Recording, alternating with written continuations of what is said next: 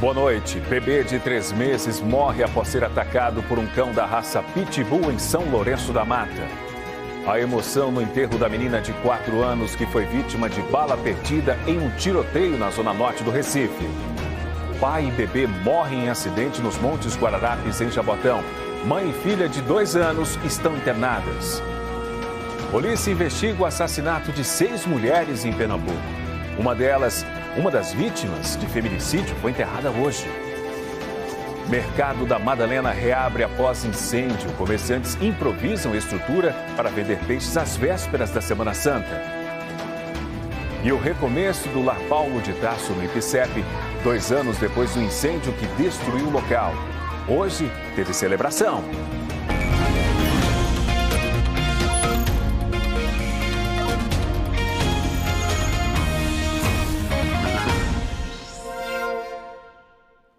Foi enterrado hoje à tarde no cemitério de Santo Amaro, no Recife, o corpo da menina de 4 anos, vítima de bala perdida no bairro de Água Fria. Ela, em Santos de Souza, estava no braço de uma prima quando foi atingida com um tiro na cabeça. Parentes disseram que o tiroteio aconteceu durante uma disputa pelo tráfico de drogas na comunidade. A mãe não quer mostrar o rosto por medo da violência. Ela está sob o efeito de calmantes. Contou que um dos momentos mais difíceis foi quando voltou para casa, depois que soube da morte da filha e viu os preparativos da festa de aniversário que não aconteceu. Eu tô sem palavras para falar que eu tô acabada. Tô acabada, não tô nem acreditando que tá acontecendo isso comigo. Porque ela, eu fazia tudo por ela, hein? Deus sabe. Tudo na minha vida era ela. Ellen Santos de Souza morreu ontem, dia em que completou 4 anos. A mãe da menina falou que, na véspera, estava preparando as sacolinhas do aniversário dela, quando pediu que uma sobrinha saísse um pouco de casa com a menina para conseguir arrumar tudo. Pouco tempo depois, aconteceram os disparos. Foi no bairro de Água Fria, zona norte do Recife. Parentes da menina disseram que os disparos de arma de fogo partiram de grupos rivais que disputam o tráfico de drogas na região. A garota foi baleada enquanto estava com uma prima, uma adolescente de 13 anos. Uma tia da adolescente diz que a garota está muito angustiada e se sente culpada pela situação. Todo mundo gostava dela no corpo, todo mundo pega ela, todo mundo brinca com ela. Se sentindo culpada, porque eu sou com ela. Não tenho o que falar. Ellen, a garota de 4 anos, chegou a ser levada, no sábado, para o Hospital da Restauração com a bala alojada na cabeça. Não passou por cirurgia porque, de acordo com os médicos, a pressão estava muito baixa. No domingo, início da noite, a criança morreu, no dia do aniversário dela.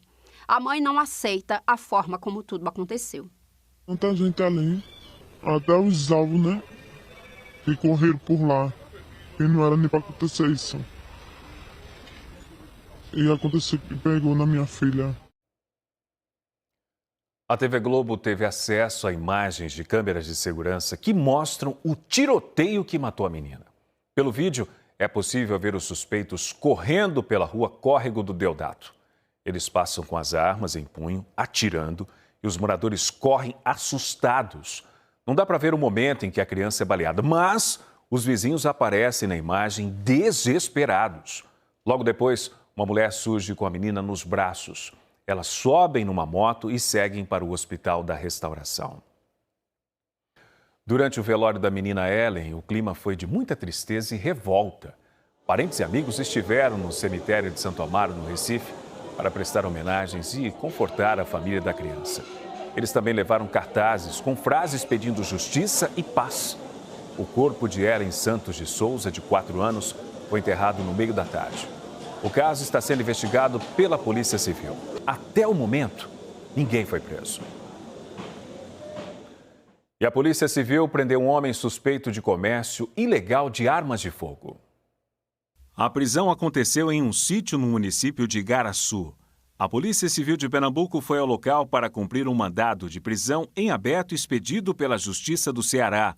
Ao chegar ao local, os policiais encontraram uma fábrica artesanal com 5 armas calibre 12 e diversos apetrechos. O suspeito foi autuado em flagrante e as investigações continuam. Em 2020, ele foi preso em flagrante também com uma fábrica artesanal. Nessa mesma atividade delituosa, o artigo 17, e aí da prisão em flagrante dele, adveio a sentença condenatória dele do estado do Ceará. Aqui no estado de Pernambuco, foram apreendidas diversas armas em diversos BOs espalhados pelo estado, em relação a esse mesmo tipo de arma, esse mesmo tipo de fabricação, o que indica que possivelmente o criminoso que nós prendemos é o autor, o fabricante dessas diversas armas. Já a Receita Federal apreendeu uma carga do medicamento Monjaro no Aeroporto Internacional do Recife. A Receita contabilizou 380 unidades do remédio usado para emagrecimento. A carga avaliada em R$1 milhão foi retida ontem por funcionários da Receita Federal com um passageiro vindo do Reino Unido. O suspeito não tinha receita médica nem autorização da Agência Nacional de Vigilância Sanitária Anvisa para transportar o medicamento em grande quantidade. O passageiro foi liberado, mas pode responder a processo e perder a mercadoria. O caso será investigado. 4 pessoas da mesma família se envolveram em um acidente grave em Jaboatão. Pai e filha, uma recém-nascida, morreram. Imagens do Globocop mostram que o carro envolvido no acidente, uma Paraty, foi atingido na lateral, exatamente no lado onde estava o motorista. A batida foi com uma caminhonete Hilux que teve a parte dianteira bastante danificada com o impacto. O acidente aconteceu na ladeira dos Montes Guararapes, em Jaboatão. No carro estava o motorista Chiruan David Johnson Breno Ferreira da Silva, que não resistiu aos ferimentos causados pela batida e morreu ainda no local. A filha dele, uma bebê com menos de 1 mês de vida, também não sobreviveu. Outras 2 passageiras do carro foram socorridas com ferimentos graves. Uma mulher de 20 anos e uma menina de 2 anos de idade, mãe e filha. Segundo as informações da Prefeitura de Jaboatão, a mulher sofreu um traumatismo craniano e a criança teve fraturas nos membros inferiores. As 2 foram socorridas e levadas para o Hospital da Restauração, no bairro do Derby, no Recife. O local do acidente não tem sinalização de orientação de trânsito, nem pintada no asfalto, nem placas para indicar o sentido das vias. Há apenas uma placa de velocidade, indicando a velocidade máxima permitida, que é de 30 km por hora. No local, registramos a confusão gerada pela falta de sinalização. Essa moto vem da via lateral para acessar a Rua da Ladeira. Ela entra na rua de forma errada, passando pelo lado direito do veículo que seguia pela ladeira. Na sequência, outra moto entra na via lateral no sentido oposto ao da moto anterior. Também registramos animais soltos na pista. De acordo com moradores do entorno, o local do acidente é uma área militar e a cerca construída recentemente na área para separar as casas foi atingida no acidente. De acordo com a Prefeitura de Jaboatão dos Guararapes, o motorista da caminhonete foi identificado como William Alves de Araújo, de 18 anos. Ele não possui carteira de habilitação. William foi submetido ao teste do bafômetro, que deu negativo para o consumo de álcool. Ainda assim, ele foi conduzido pela Polícia Militar até a Delegacia de Prazeres, onde foi autuado por dirigir sem habilitação. O dono da caminhonete também foi responsabilizado. Ele recebeu uma multa por permitir que uma pessoa não habilitada conduzisse o veículo. Nós procuramos o Exército sobre a sinalização nessa área, mas até agora não tivemos uma resposta. Em São Lourenço da Mata, um bebê de 3 meses morreu após ser atacado por um pitbull. Diogo Franco tem as informações ao vivo. Diogo. Oi, Márcio. Márcio, eu falo ao vivo de São Lourenço da Mata, da rua João Gutenberg, no bairro Capibaribe. Foi nessa casa aqui, de número 350, onde um cão da raça Pitbull acabou mordendo e matando um bebê de 3 meses de vida. O bebê se chamava Lucas.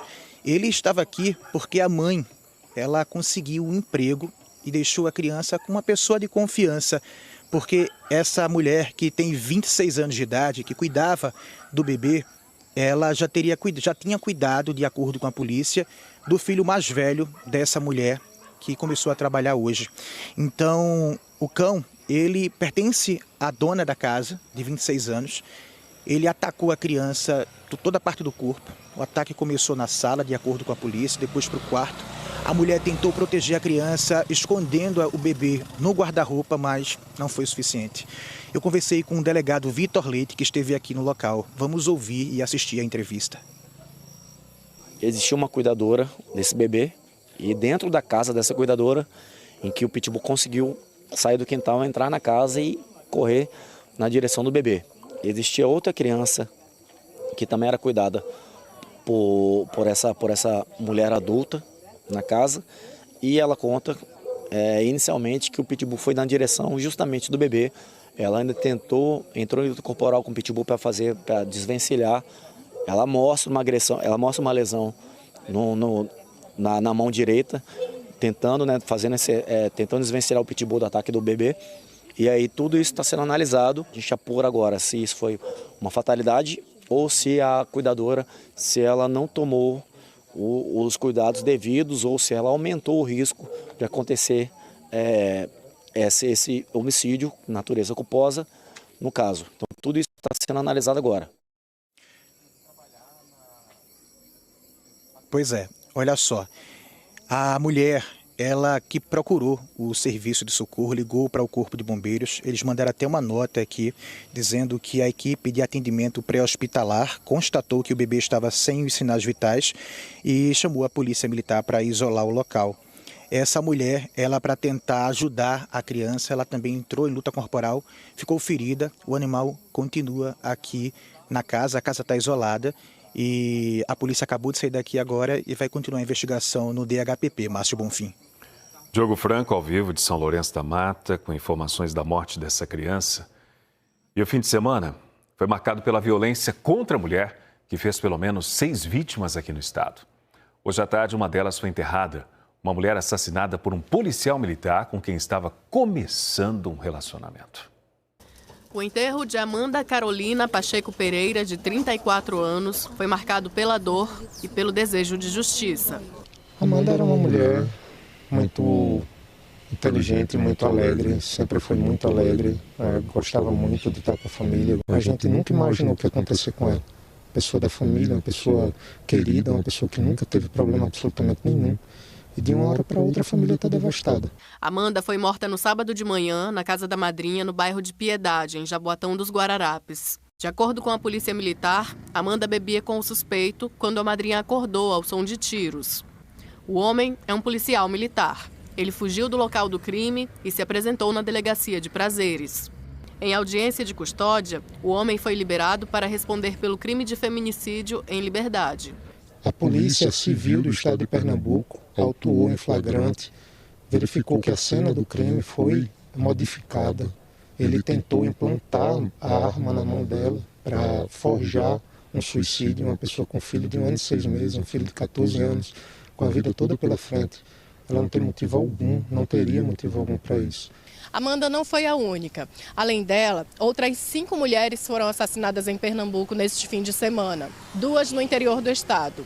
Em Garanhuns, uma mulher de 32 anos foi morta a tiros. Em Santa Cruz do Capibaribe, uma mulher de 28 anos foi encontrada morta em casa com marcas de faca. 3 só na região metropolitana. Na Imbiribeira, na zona sul do Recife, câmeras de segurança mostram o momento em que 4 homens invadem a casa de uma mulher de 24 anos, identificada como Sabrina. Foi na madrugada do sábado. Eles dispararam vários tiros e fugiram.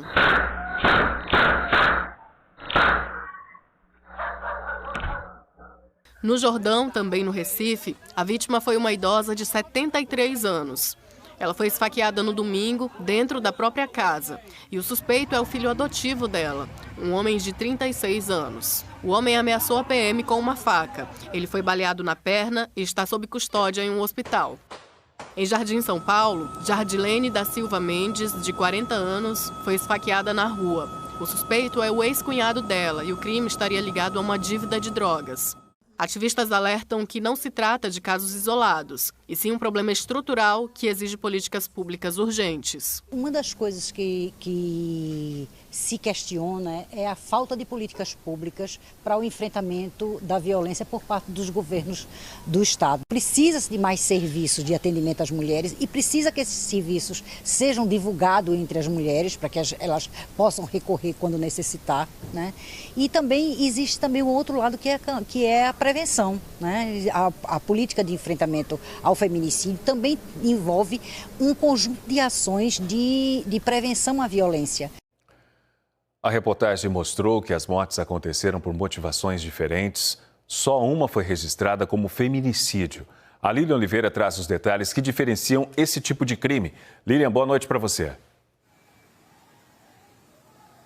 Boa noite para você, Márcio, e para todo mundo. Nós convidamos a advogada criminalista Emília Florentino. Ela é também secretária da Comissão da Mulher Advogada da OAB Pernambuco, para falar um pouquinho sobre esses números, né, esses casos. Fim de semana bastante violento. E desses casos, doutora, apenas um caso foi registrado como feminicídio. Então, gostaria que você diferenciasse, né, o que caracteriza esse tipo de crime. Boa noite. Boa noite. O feminicídio ele é caracterizado pelo assassinato de mulheres em razão do gênero e geralmente é no contexto de violência doméstica e familiar contra a mulher. Então não necessariamente tem que ser só o companheiro, às vezes ali uma relação de mãe e filho ou qualquer outro tipo de parentesco também é caracterizado como feminicídio. Isso, existindo uma relação de afeto, seja praticada até por outra mulher, por uma mãe, por um pai, por um sobrinho, por um tio. Se esse homicídio, esse assassinato, ele tiver uma motivação de gênero no contexto de violência doméstica, é caracterizado como feminicídio.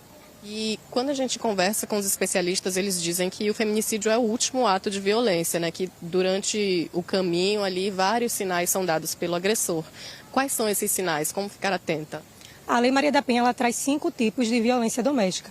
É a física, patrimonial, sexual, moral e psicológica.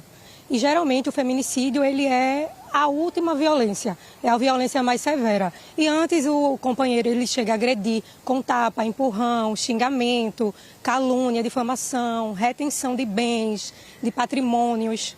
Muitas vítimas não denunciam por medo, né, doutora?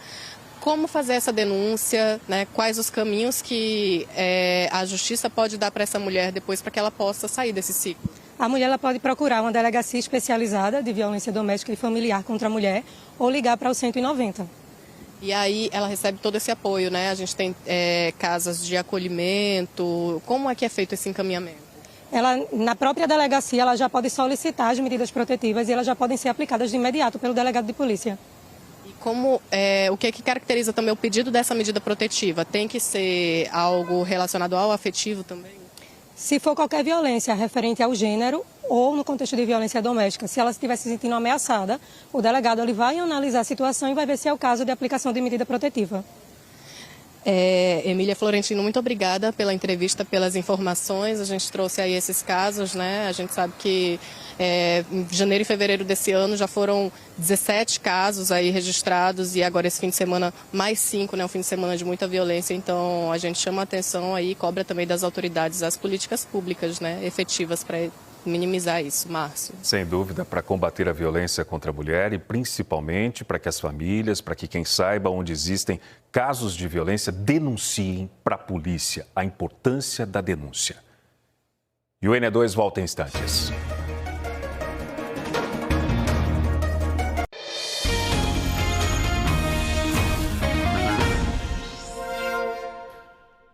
Até quarta-feira, uma feira de arte e design apresenta peças pernambucanas na zona sul do Recife.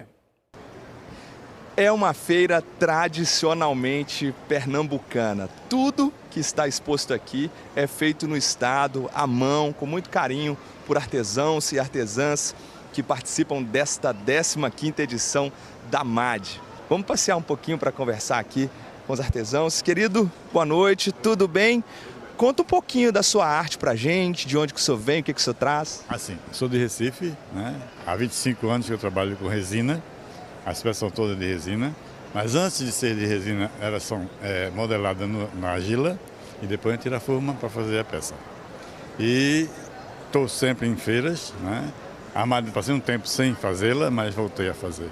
Saudade. Boas-vindas, viu? Desse outro lado aqui também, tá bem bonito, olha só. Eu soube que aqui esses materiais ganham vida a partir das mãos da senhora, não é isso? Explica para quem acompanha a gente essa história. Boa noite. É Fernanda seu nome, né? Exatamente. A louça ela é branca, né? Então eu digo que dou vida através da minha pintura. Então eu crio coleções, é tudo pintado à mão. E esses detalhes dourados é o ouro líquido, né, a 12%, que é aplicado na porcelana.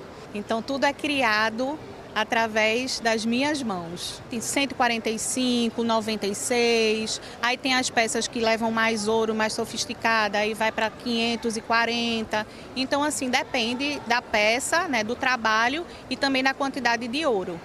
Tá certo, querida. Obrigado pela participação. Sucesso aí para você. Deixa eu falar com a Tassi também, que é a organizadora aqui da feira. A gente já percorreu bastante, né, Tassi? A 15ª edição. O que traz de novidade para esse ano? A gente trouxe o tema de Pernambuco, meu amor, né? A gente que é daqui, quem é de fora, que se apaixona por aqui. E quem é daqui sabe que o quanto o Pernambuco tem esse talento do artesanato e da arte, né?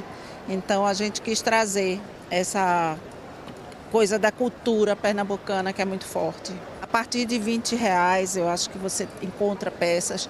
Tem de todo preço, né?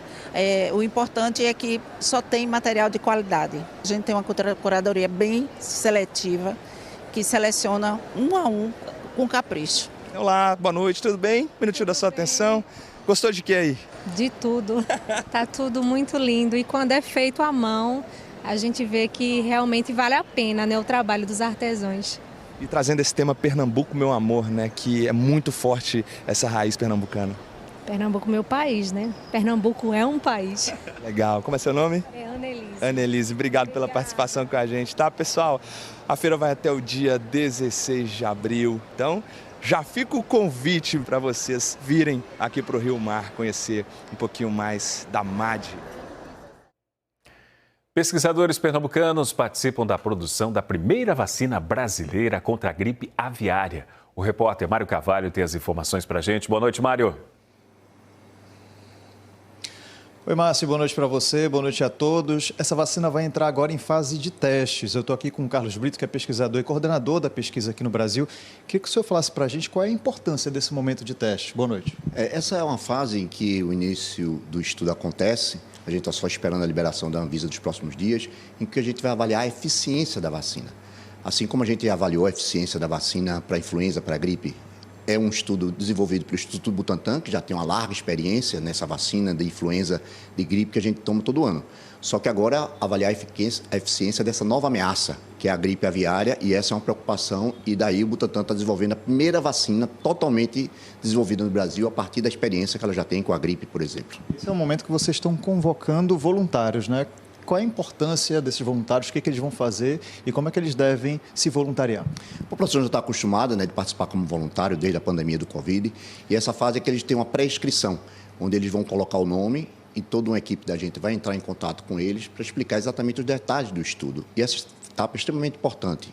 O número de inscrições é limitado, mas quanto mais rápido a gente preencher essas inscrições, mais rápido se inicia o estudo e, obviamente, mais rápido a vacina tende a ser desenvolvida em todas as suas fases. Então, essa fase é extremamente importante. Se o senhor explicasse um pouquinho do que é a gripe aviária e a importância de ter uma vacina para combater. Sem dúvida, esse tem sido considerado pelas organizações internacionais, pela Organização Mundial de Saúde, como um risco de ameaça de um vírus que pode levar a uma pandemia. Esse vírus, que era localizado apenas em aves, hoje já foi atingido mamíferos, como gados, ovelhas, e até alguns animais, como gato ou alguns animais silvestres, também têm sido contaminados. Mas qual é a preocupação? Já existem 900 casos em humanos, e a preocupação maior é que metade dessas pessoas que se infectaram foram a óbito, mostrando uma grande agressividade e uma letalidade dessa doença. E o interessante é que em 2020, esse vírus vem dispersando da Ásia, da África, na Europa, e agora no Brasil, em 2003, já tem um vírus detectado em aves. Para a gente encerrar, qual é a perspectiva para a vacina ficar pronta, dado esse momento? Vai depender muito do recrutamento desses voluntários. A gente está convocando todos acima de 18 anos e acima de 60 anos, especialmente, para que possam participar. Quanto mais rápido a gente começar essa pesquisa, está esperando só a liberação da Anvisa, que deve acontecer nos próximos dias, e a gente vai ter o resultado que a gente espera que seja a nova vacina do SUS. Muito obrigado pela entrevista, sucesso na pesquisa. Márcio, eu volto com você. Obrigado pelas informações, Mário. Enquanto a polícia investiga um incêndio no mercado da Madalena, no Recife, quem trabalha no local retomou as atividades hoje. Os comerciantes afetados pelo fogo fizeram adaptações para continuar as vendas. Estrutura improvisada na calçada para não perder a melhor época de vendas do ano. Foi a saída encontrada por vendedores de peixe que tiveram de sair de dentro do mercado da Madalena após o incêndio de sábado. Foi basicamente desespero, né? Porque a mercadoria toda nossa estava aí. Quase 2 toneladas de mercadoria em 7 freezer, isopor e tudo mais. A gente ficou com muito medo, na verdade, né? A informação chegou de madrugada, a gente saiu na correria de casa para cá e ficou o dia inteiro. O Wellington passou por lá para comprar peixe e camarão. Vou levar, né? Também. Eu gosto do produto de São Manuel. E a gente compra sempre aqui, aí minha esposa. Edileus arrumou um espaço na calçada para vender frios. Tem os freezers e a gente fica mais confortável. E aqui fica mais perecível, né, para os produtos. O prazo para a reabertura do mercado da Madalena era amanhã, mas foi antecipado para hoje com a retomada do fornecimento de energia. A Prefeitura planeja um auxílio de R$3.000 para os permissionários afetados. A Prefeitura hoje vai enviar um projeto de lei à Câmara dos Vereadores para garantir um auxílio a esses permissionários. Inicialmente, esse auxílio é para todos que foram atingidos de maneira direta e indireta. E aí a Prefeitura, nesses próximos dias, já inicia um processo de recuperação. A gente estabelece um prazo de 90 dias para garantir que essa operação volte a funcionar. O fogo começou por volta da 1h da madrugada do sábado e controlado às 2h40, segundo os bombeiros. O mercado estava fechado e ninguém ficou ferido. 8 boxes foram atingidos pelo incêndio e pelo menos um perdeu toda a mercadoria. Comerciantes suspeitam que as chamas partiram do carro do vigilante que estava estacionado dentro do mercado. Vamos aguardar o resultado da perícia que foi realizada no sábado e também durante o dia de ontem pela Polícia Civil e a partir daí tomar as medidas necessárias. Para atrair clientes depois do incêndio, os comerciantes pedem a liberação do Zona Azul e querem também a troca do material do teto por um que faça menos calor. Nós vamos tratar com a CTTU, mas esse estacionamento ele é positivo aqui para a operação do mercado, que permite que o frequentador que vai passar pouco tempo aqui consiga estacionar o seu veículo aqui nas proximidades, acesse o mercado, faça sua compra e saia rapidamente. A coberta ela é feita em policarbonato e está se vendo uma solução alternativa que dê maior conforto térmico para esses permissionários e para os frequentadores.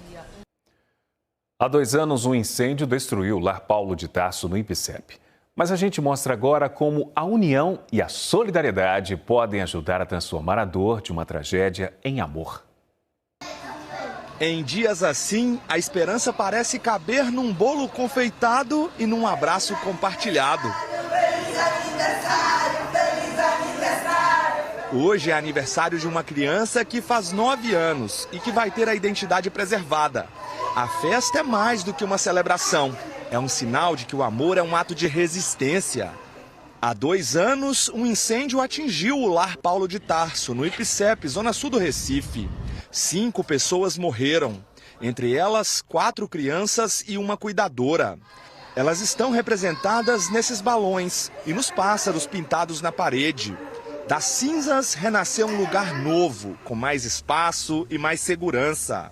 A missão de acolher continua ainda mais forte. Foi uma perda muito grande.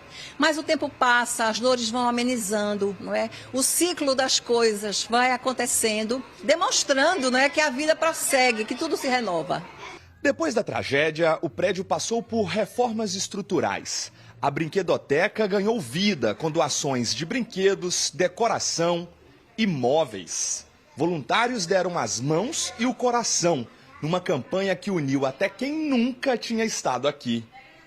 Esse espaço foi reconstruído com solidariedade e muito trabalho. Atualmente, o lar abriga 15 crianças de 3 a 11 anos. E mais do que um lugar físico, cada cantinho aqui conta uma história de recomeço.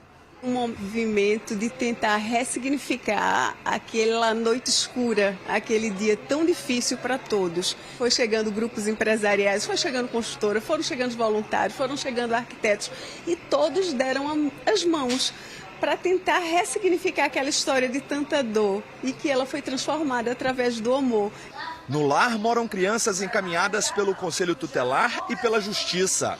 Aqui elas recebem cuidado, vão à escola e têm uma rotina que ajuda a reconstruir a confiança.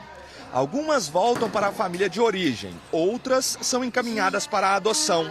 Mas todas passam por aqui com a certeza de que têm um lugar no mundo.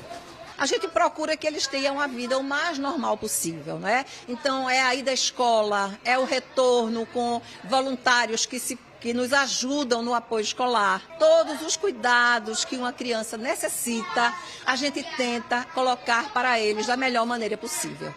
Cada detalhe na festa representa o recomeço. Do bolo feito com afeto ao sorriso entre os voluntários. Nesse lugar, a alegria não vem somente do que se vê, mas da força de quem se uniu para garantir um lar, cuidado, um futuro melhor. Aqui, cada criança cresce com dignidade. E quando elas saem daqui, a gente tem aquele ar de missão cumprida, né? Pelo nosso trabalho, ao longo desse nosso trabalho. E isso pra gente, para cada um de nós, é muito gratificante. O Lar Paulo de Tarso completa 34 anos de fundação neste 2025. E a cada aniversário, cada história construída, renasce junto com as crianças a esperança por um futuro melhor. No centro do Recife, a Paixão de Cristo é apresentada esta noite para pessoas em situação de rua. O repórter Ivan Duarte mostra ao vivo pra gente. Oi, Ivan, boa noite para você. Oi, Márcio. Boa noite a você também. Boa noite a todos. Eu falo ao vivo aqui do convento de Santo Antônio, no centro do Recife. É a terceira vez que acontece a encenação da Paixão de Cristo aqui para as pessoas em situação de rua. Neste momento acontece o Sermão da Montanha. Deixa eu conversar com o José Muniz, que é diretor-geral da peça. José, boa noite. Bem-vindo ao N2. Como é que surgiu a ideia de trazer essa iniciativa para cá? Seja bem-vindo. Há 3 anos nós trazemos aqui a Paixão de Cristo para os moradores de rua, porque esse pessoal não tem condições de ir para outro canto. Então assista hoje um espetáculo de graça, porque Jesus disse, deixa os pobres vir a mim, porque desse é o reino do céu. O que o senhor percebe por parte de quem vem assistir aqui esse espetáculo lindo? Você vai ver, é o povo aplaude, é emoção, é as pessoas que moram aqui na rua, que dormem no colchão, que não vão no Marco Zé, nem menos pode ir para a Fazenda Nova. E assiste hoje um espetáculo gratuito aqui. Muito obrigado, viu, pela participação com a gente. Vou convidar o Bruno Lafayette para vir conosco aqui, para conversar também com quem assiste a peça. Boa noite, amigo, tudo bem? O que te traz aqui hoje para assistir o espetáculo da Paixão de Cristo? A Paixão de Cristo tem muito a ver com nós que mora na rua, né? Morador de rua, né? Aí, uma oportunidade dessa, né? Pode perder, né? Eu estou 2 anos fora de casa por causa das drogas.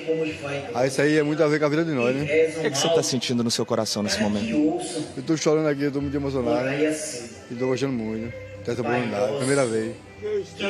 Obrigado, viu, pela sua participação. Que Deus haja aí na sua vida, que você se dê bem. Obrigado por participar. É isso então, Márcio, um momento de fé aqui, de religiosidade. Durante a Santa Ceia também serão distribuídos aqui alimentos e as pessoas, né, acompanhando, alimentando a fé nesse espetáculo lindo, na Paixão de Cristo. Vou devolver para você com as imagens de Bruno Lafayette do espetáculo. Obrigado, Ivan. Agora o futebol náutico estreou na Série C com derrota para o Itabaiana. O Náutico saiu na frente aos 33 minutos do primeiro tempo. Jogada de Luiz Paulo pelo lado esquerdo, cruzamento na área. Hélio Borges apareceu, cabeceou para o chão, a bola ainda bateu na trave e parou no fundo das redes. Náutico 1-0. O problema veio no segundo tempo. O Náutico não conseguiu segurar o resultado. Aos 6 minutos, o Wendel pegou de virada e fez um golaço para deixar tudo igual. 1-1. Aos 26 minutos, o Timbu tomou a virada. Leilson recebeu na direita, avançou livre, cruzamento na área, o atacante João Cabral ganhou a marcação e cabeceou para o gol. Final de jogo em Sergipe, Itabaiana 2, Náutico 1. Uma última informação, o Náutico acaba de anunciar a demissão do treinador Marquinhos Santos. O técnico estava no comando alvirrubro desde o início da temporada e não resistiu à derrota na estreia da Série C. E nós ficamos por aqui. Para você, uma boa noite e até amanhã.